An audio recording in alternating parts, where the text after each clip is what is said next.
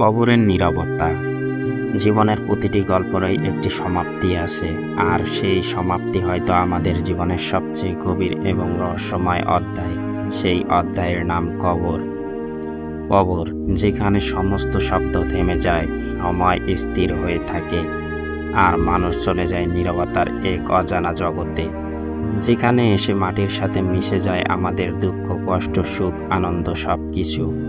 এখানে থেমে যায় আমাদের সমস্ত স্বপ্ন আর আশা। যেটুকু বাকি থাকে তা হলো শুধুমাত্র স্মৃতি, যা রয়ে যায় প্রিয়জনদের হৃদয়ে। প্রতিটি কবর একটি গল্প বহন করে, প্রতিটি নামের পেছনে লুকিয়ে আছে কোনো না কোনো মানুষের জীবনযাত্রার কথা। কেউ হয়তো বেঁচে ছিলেন অনেক দিনের, আবার কেউ চলে গেছেন অকালে, কিন্তু সবাই এই এক জায়গায় এসে একত্রিত হয়, যেখানে সমস্ত ব্যস্ততা থেমে যায় এবং একটি শান্ত নীরবতা স্থায়ীভাবে অবস্থান করে। আমরা কবরস্থানের পাশে দাঁড়িয়ে থাকি, আমাদের প্রিয়জনদের কথা ভাবি, তাদের প্রতি শ্রদ্ধা জানাই। তারা আমাদের জীবনে যে স্মৃতি রেখে গেছেন তা নিয়ে ভাবি, কিন্তু কবরের নীরবতা আমাদের মনে করিয়ে দেয় যে মৃত্যুই শেষ নয়, এটি হয়তো একটি নতুন পথের প্রথম পদক্ষেপ।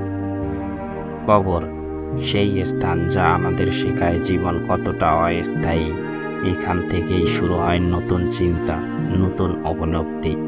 কবরের নীরবতা আমাদের চিন্তার সীমানায় প্রসারিত করে, আমাদের মনে করিয়ে দেয় জীবনকে আরও মূল্যবানভাবে কাটানোর প্রয়োজনীয়তা।